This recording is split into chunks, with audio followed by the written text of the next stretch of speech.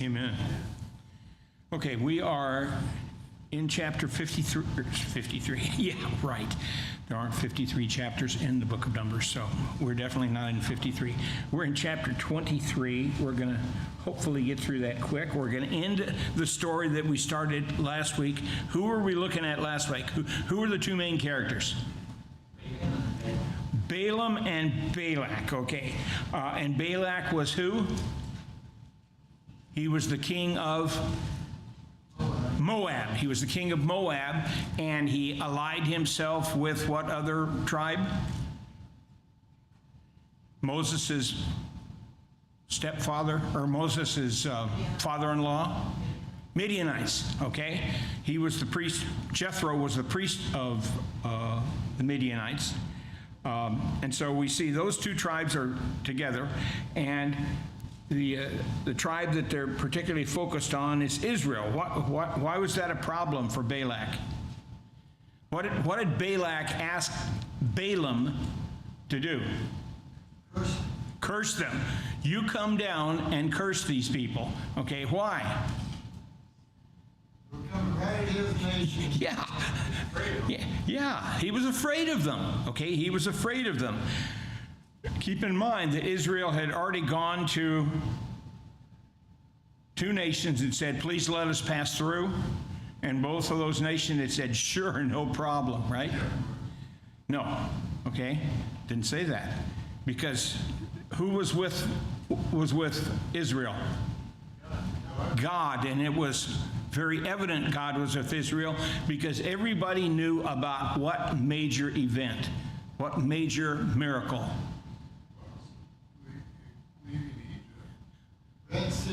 The Red Sea, okay? Leaving Egypt, crossing the Red Sea. They may not have all known that Israel did it on dry land, but they knew Israel had come out going across the Red Sea. I mean, that's, you know, if that happens somewhere, if some kind of event like, it's kind of like having a volcano. Well, speaking of volcanoes, Mount St. Helens blowing up in your backyard, okay? That's a momentous event. That gets people's attention. Well, this got people's attention too.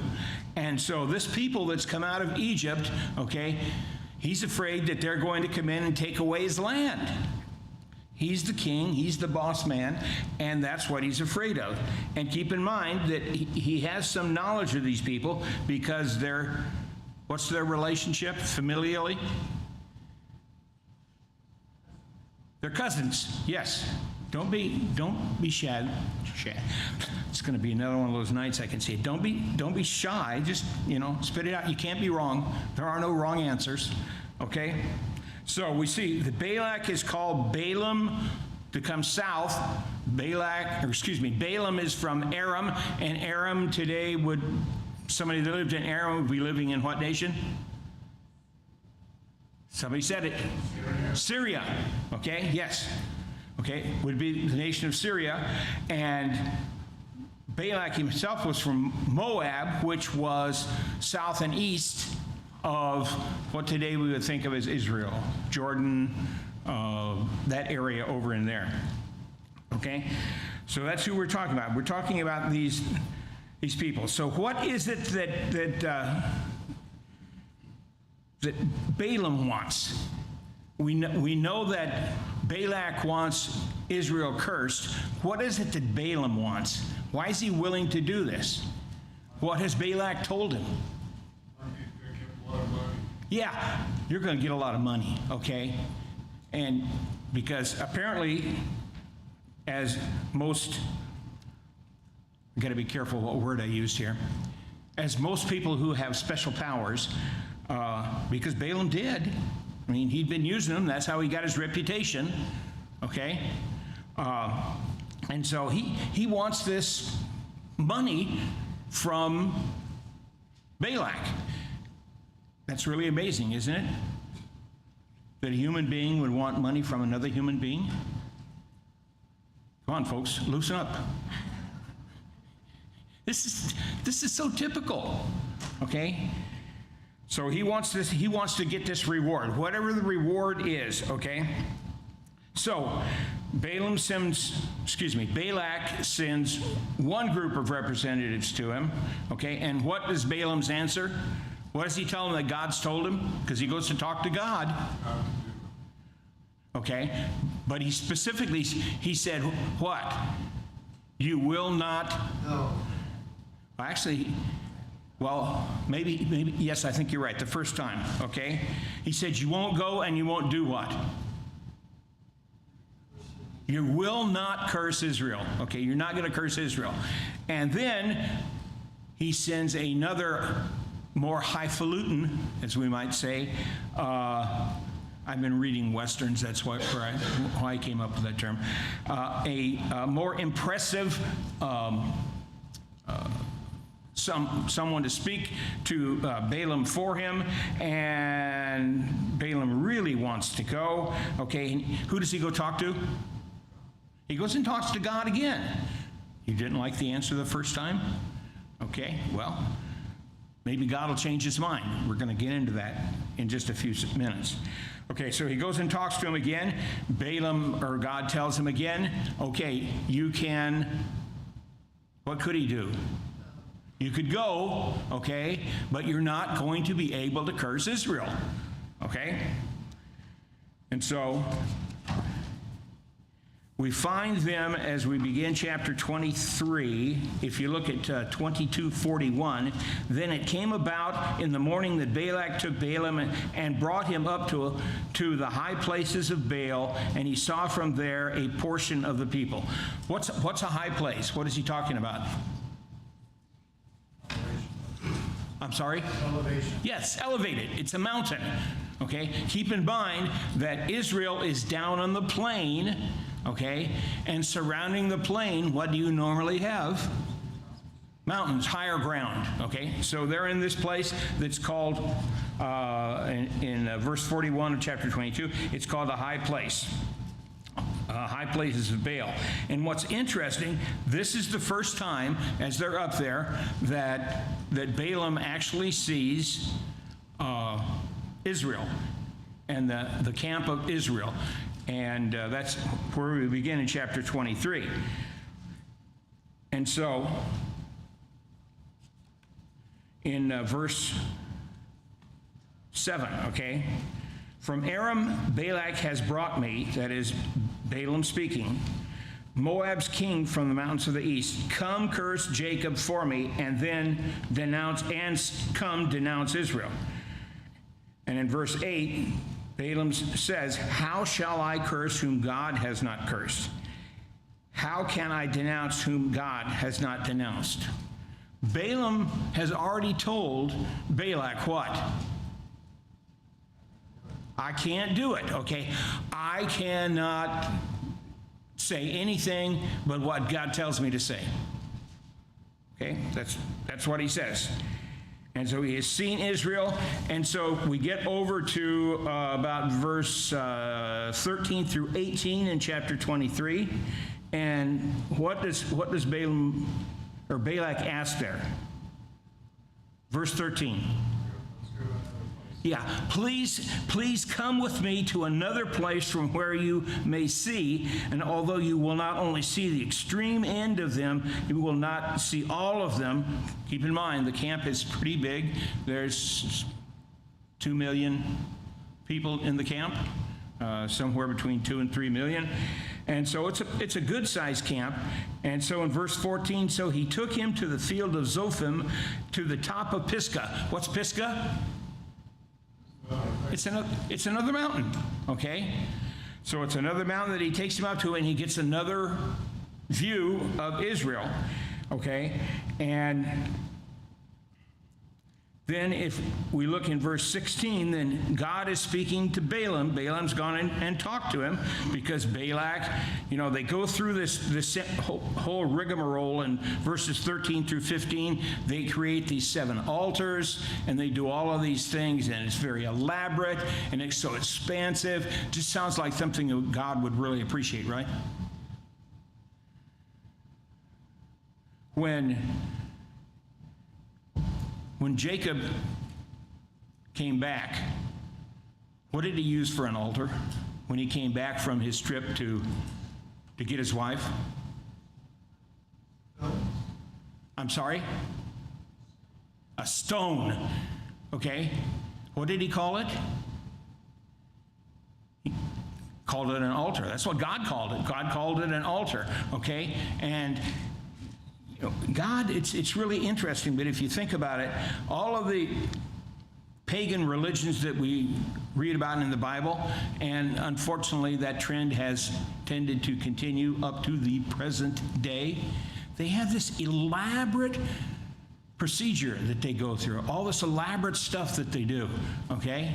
And other than the temple, okay, what do we see God doing? Does he have all of this elaborateness in his worship to him? Is that what he's looking for? The correct answer to that question, folks, if it went right over the top of your heads, is no, that's not what he's looking for. What's he looking for? What's he looking for from us? Okay, how do we worship him? With what? With our heart, with our being, with what we do, with how we live. Okay, that's what he's looking for, and that's how he knows. Think about the lesson that we had Sunday from Mariano. Okay? If you don't live the faith, you don't have the faith. That's really what it's all about. And that's what we're talking about. We're talking about religion here. So they're up at the top of Pisgah. He looks at this. They've got all of this going on. And God says to Balak through Balaam, verse 16, then the Lord met Balaam and put a word in his mouth and said, return to Balak, and thus you shall speak. Okay? He came to him, and behold, he was standing beside his burnt offering, that is, Balak was.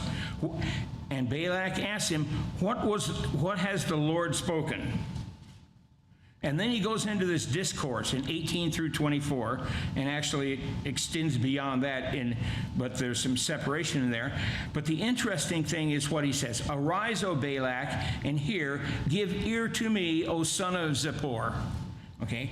God is not a man that he should lie, nor a son of man that he should repent. Has he said, and will he not do it? Or has he spoken, and will he not make it good? Behold, I have received a command to bless. When he has blessed, then I cannot revoke it. He has not observed misfortune in Jacob, nor has he seen trouble in Israel. The Lord his God is with him, and the shout of a king is among them. Look at the difference in the attitude of man and God. What does man want to do?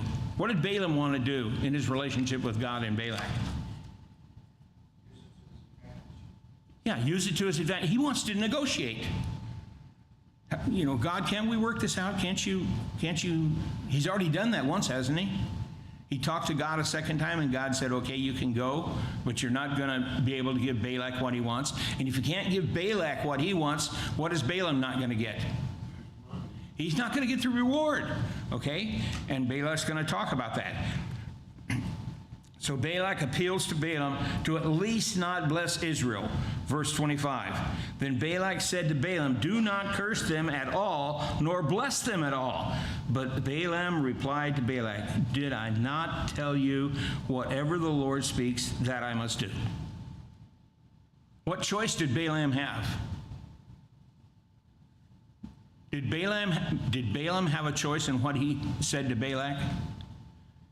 Doesn't sound like it to me. This was not free will. Choose what you want to say. God gave him the words. These are the words that you're supposed to use. This is what you're supposed to tell him. And so then we see him where? In verses 27 through 30.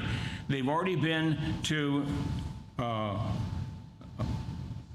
first site, and then they went to the second site, which is, now I've already lost the Pisgah, the top of Pisgah, and now they're at a third site, okay? And this is the top of where? Peor. Okay, Peor is another mountain, or high hill, or whatever you want to call it. It certainly wasn't Himalaya-type mountain, okay? It was something you could walk to the top of or climb to the top of. And then if we, what I think is really interesting in chapter 24, verses 1 through 9, Balaam has what I think of as epiphany, okay? And when Balaam saw that it pleased the Lord to bless Israel, he did not go as at other times and seek omens, but he set his face toward the wilderness. And Balaam lifted up his eyes and saw Israel camping tribe by tribe, and the Spirit of God came upon him. He took up his discourse. What discourse? The one he'd already been having at two other points in this conversation. Okay? And he said, the oracle of Balaam, the son of Beor, the oracle of the man whose eye is open. Whose eye is open? Balaam's. Why is his eye open? Because he's talking to God. Okay? The oracle of him who hears the words of God. Who's that? Same person. It's Balaam.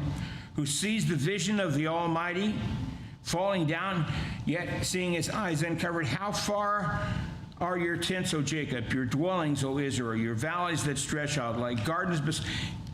He's talking about the blessings that God is going to bring upon Israel. It's just exactly what Balak didn't want to know about. And we see in chapter 24 and verses 10 through 14 that Balak's anger burned against Balaam, and he struck his hands together, and Balak said to Balaam, I called you to curse my enemies, but behold, you have persisted in blessing them these 3 times. Then flee to your place now. I said I would honor you greatly, but behold, the Lord has held you back from honor. Did the Lord actually hold Balaam back from honor? How did the Lord honor him? Held back from Balak. Yeah, he told him the truth. He told him what was going to happen. He gave him the ability to prophesy. He said, this is what you say, because this is what's going to happen. Excuse me. And so then in verses 15 through 25, Balaam really concludes the prophetic discourse that he has. And if you have read this, who gets destroyed?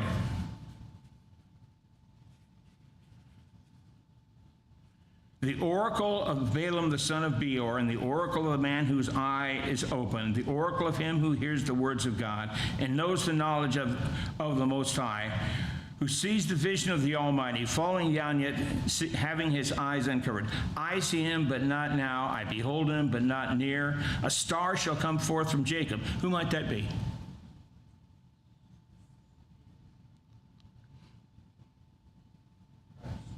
Could be Christ. A star came forth from Jacob, okay? And shall crush through the forehead of Moab. Who was it that crushed through the forehead of Moab that he's prophesying is going to happen? Who destroyed Moab? Same nation that destroyed Israel. Took them into captivity. It's Babylon, okay? Down in verse 22, nevertheless Cain will be consumed. How long will Asher keep you captive? Who's Asher in this verse? Who must it be referring to that kept him captive?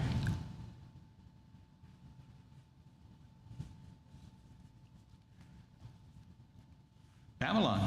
It's got to be Babylon, okay? Typically, Asher is used in the Old Testament to refer to Assyria, okay? But Assyria was actually, after they were initially destroyed, just a province of Babylon. And then we see in verse 25 of chapter 24 that Balaam and Balak go home. And in the beginning of chapter 25, the first 3 verses, While Israel remained at Shittim, the people began to play the harlot with the daughters of Moab, for they invited the people to the sacrifices of their gods, and the people ate and bowed down to their gods. So Israel joined themselves to Baal of Peor, and the Lord was angry against Israel. Why? Why did the Lord get upset with them? What's the number one commandment? You shall love the Lord your God with all your soul, heart, and all your soul. You shall have no other gods before him. Okay? And apparently, as will become obvious in a little while, where did they get this idea from that they could send the women out to tempt the Israelite men? Do you remember?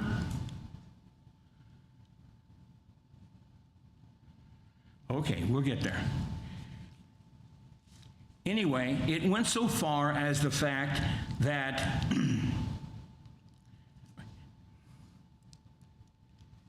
have you ever thought about this? How many pagan religions, or can you think of a pagan religion that doesn't have sex as a matter of worship?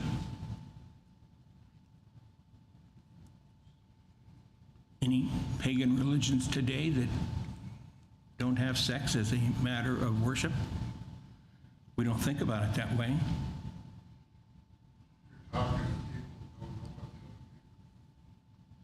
Not here. They knew what he did. No, we don't. What the other people. I won't make a comment further on that. Anyway, that's what we find they're doing here. When it talks about the fact that behold, one of the sons of Israel came and brought to his relatives a Midianite woman in the sight of Moses and in the sight of all the congregation of the sons of Israel, while they were weeping at the doorway of the tent. Who's weeping at the doorway of the tent of meeting? Who would be weeping? What would they be weeping about at the doorway of the tent of meeting?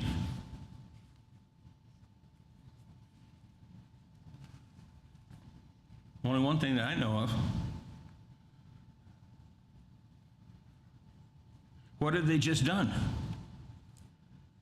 Verse 5, Moses said to the judge of Israel, each of you slay his men who have joined themselves to Baal of Peor. How'd they join themselves to Baal of Peor?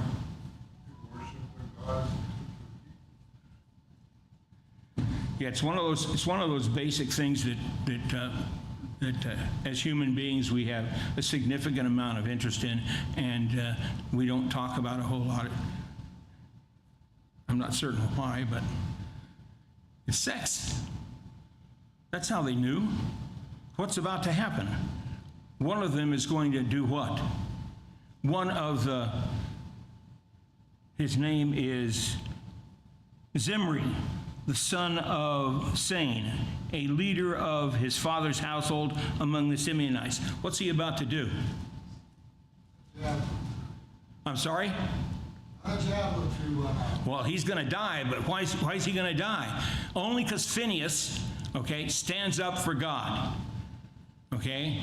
The man and the woman were in a tent having sex, because when you have sex with this pagan religion, what are you doing?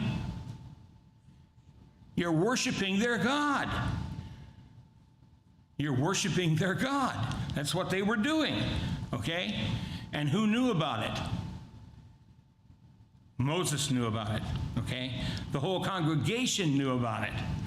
I believe that is in verse 25. And a Midianite woman in the sight of Moses and in the sight of all the congregation of the sons of Israel, while they were weeping at the doorway of the tent of meeting. Okay, this is going on. Now, originally when I first started studying, I thought, well, they were doing this out in public and everybody was watching. No, that's not what it's talking about. They were in a tent. They were doing it in private.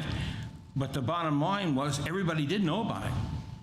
And everybody, or at least it seems to me, a large number, okay, were weeping at the tent of meeting because of the sin that was going on in the camp of the Lord. And a large portion, a significant portion, okay, were participating in it. And that's what we see here. And then we see that Phinehas goes in, and what's the result of Phinehas killing these two people? What stops? A plague. God has already put a plague on Israel because of their joining to worship this pagan god, okay? And 24,000 have died as a result of that. Okay, now we don't know how long it took for it, but it sounds like it was pretty rapidly that this happened. 24,000 people died, and we can read that in, and of course I can't find my, verse 9, thank you. You know, that's a pretty good chunk of people. And apparently they died immediately.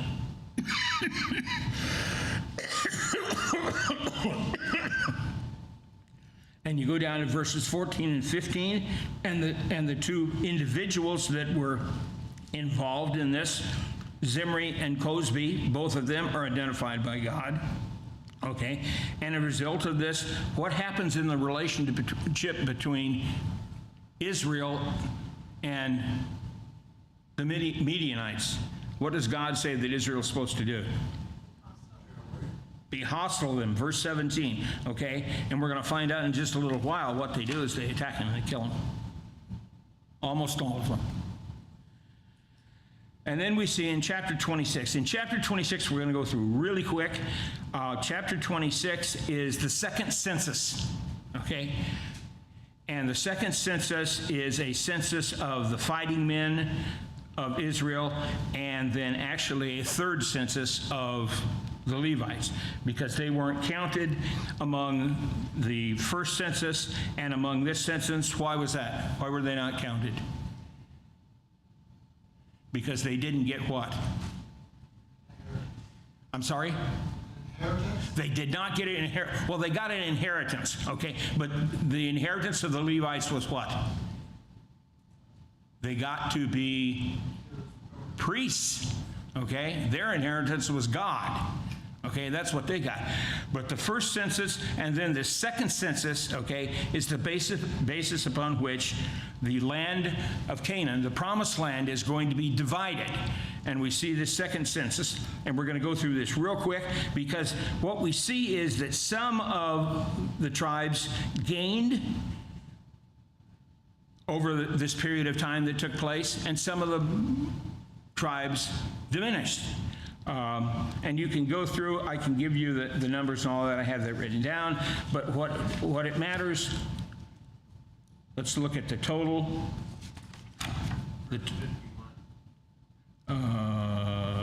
Is it 51?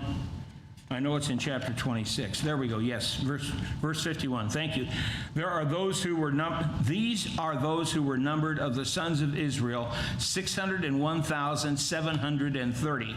And if you go back to Numbers 1, verses 45 through 46, you'll see that the number back there was 603,550. So they're down 1,820 fighting men. Because keep in mind, that's all that are being counted here, okay? The fighting men, 20 years old and upward, are the ones that are being counted and numbered here. And then in verse 52, then the Lord spoke to Moses, saying, among these, that is the 603,550, the land shall be divided for an inheritance according to the number of names. To the larger group you shall increase their inheritance, and to the smaller group you shall diminish their inheritance. And so God goes on through Moses to give the directions on how the land is to be divided up, okay? And then in verses 57 through 65, you have a numbering of the Levites. And it took me a while to figure out, because if you remember when we looked at it earlier in Numbers 3 and then in Numbers 4, there are two different numberings of the Levites. One of the numberings is for every male 1 month and older. And then the other numbering of the Levites is for 30 to 50, who are the ones that are actually doing the labor in and around and supporting the tabernacle and keeping things going, the maintenance crew, so to speak. And so the ones that are participating in the worship, the ones that are involved in keeping that number in Numbers, the 3rd chapter, verse 39, was 22,000. Here we find that it's 23,000 in verse 62. When they numbered them the second time, that's the same age group. It's the age group that is 1 month and older. Not the 30 years and older, but the 1 month and older. Okay, that's the group we're talking about. In verse 62, those who were numbered of them were 623,000, every male from a month old and upward. So they, during this time period from the first numbering of the Levites to the second numbering of the Levites here, we find that they had an increase in their number within that age group of 1,000. But what's really interesting, and maybe the most significant part of the 26th chapter, is the last 2 verses of the chapter. Oh, let's go to the last 3 verses. Starting in verse 63. These are those who were numbered by Moses and Eleazar the priest, who numbered the sons of Israel in the plains of Moab by the Jordan at Jericho. Verse 64, but among these there was not a man of those who were numbered by Moses and Aaron the priest. Where did Moses and Aaron number them? Yes. Numbers 3 at Mount Sinai. So that's referring back to the first numbering, okay? Who numbered the sons of Israel in the wilderness of Sinai, for the Lord had said to them, they shall surely die in the wilderness, and not a man was left of them except Caleb the son of Jephunneh and Joshua the son of Nun. What did he just say? They're all died by when? Before they go in the promised land. Yes, before they could go into, apparently now, there's only 3 that are left alive. Who's the third one? Who hasn't died yet? Moses. Moses is the only one. Moses has not died yet, okay? He will shortly, but he hasn't died yet. So at this point in time, okay, Moses is left, Caleb is left, and Joshua, and all the rest of the sons who were counted in the first census have died. At least that's the way I interpret it. Now, if you want to disagree with me, that's fine. Yes, go ahead, Randy. Well, it's all the ones that were over, what was it, 20 years of age? Yes.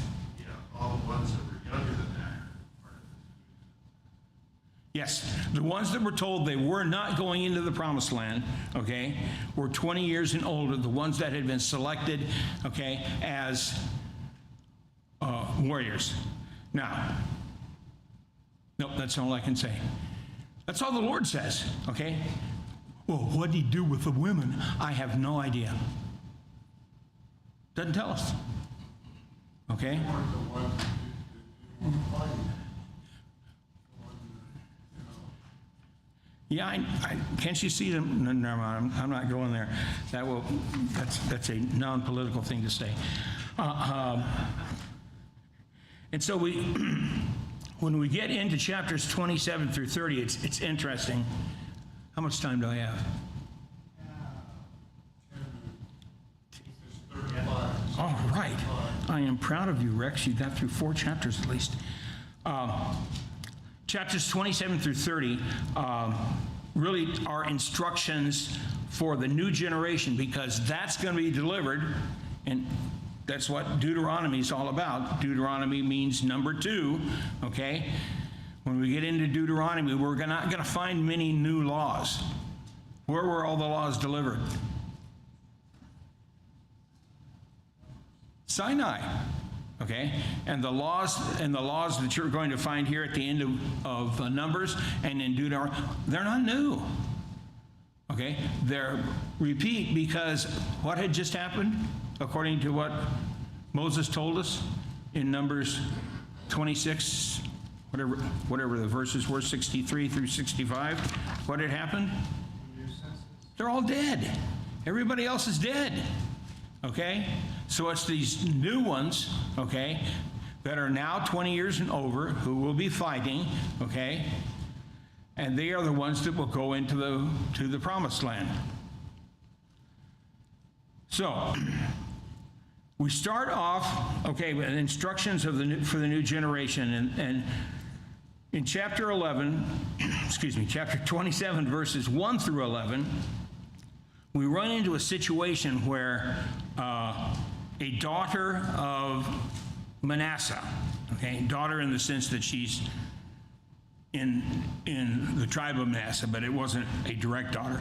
Okay, then the daughters of Zelophehad, the son of Hefer, the son of Gilead, the son of Machir, the son of Manasseh, of the families of Manasseh, the son of Joseph, came near, and these are the names of their daughters. And he gives the names of the five daughters. Okay, and their comment in verse 13 to Moses is, our father died in the wilderness, yet he was not among the company of those who gathered themselves together against the Lord in the company of Korah, but he died of his own sin, and he had no sons. Okay, why should the name of our father be withdrawn from among his people? Because he had no sons. Give us a possession among our father's brothers. Okay, so if you don't have any sons, who's the first person the inheritance goes to? No. Up to this point, anyway, it was the brothers. It went to the brothers, okay? And what he's saying is, what they are saying is that our father died, he had no sons, and he had no brothers, okay? So let us have his inheritance. So what does Moses do? What should Moses have done? Oh, let me see. He talked to God. Okay? Isn't it amazing? You talk to God, you get an answer. What does God tell him?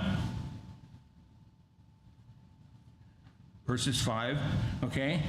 The daughters of that guy, Zelophehad, are right in their statements. You shall surely give them a hereditary possession. Why was it important to give them a hereditary? What are these laws of inheritance all about? What's the big deal?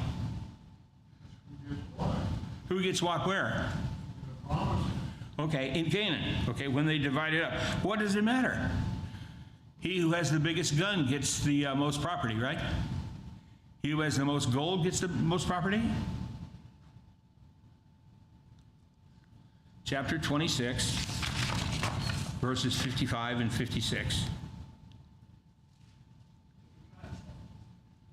Where am I? 55 and 56. But the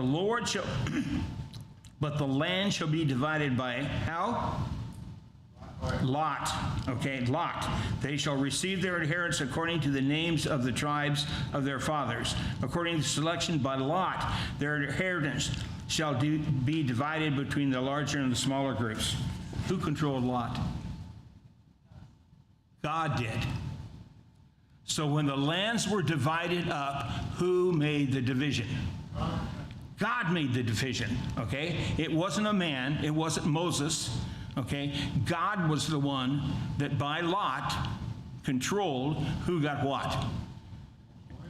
And in order to maintain that, he also gave them these laws of inheritance.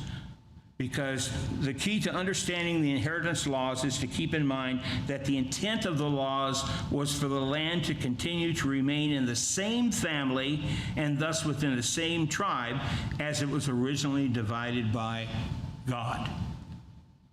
Yes, Kevin, go ahead. Oh, chapter 27, verses 8 through 11, I think. Yes. Really gives you the rundown on that. Yes. What's interesting is the Pharisees asked Christ the same question in a diabolical way. You mean they were trying to trick him? Oh. And you have 5 minutes. Okay. And we see in verses 12 through 14 what happens there.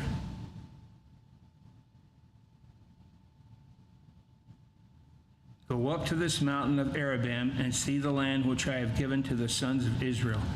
How much time had Moses spent directing the children of Israel?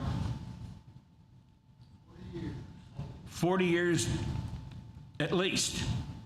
If you think about back when they were, I mean, he spent a lot of time, dedicated a lot of time to Israel. Okay? Yes, Kevin, go ahead. Do you have a comment?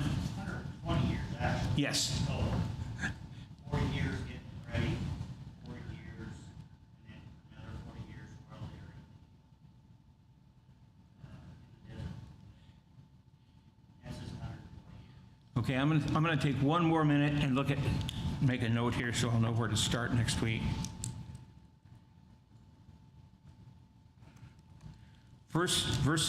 Chapter 27, verses 15 through 17. Moses appeals to Jehovah to appoint a leader in his place to shepherd the congregation. I thought that was really interesting, okay?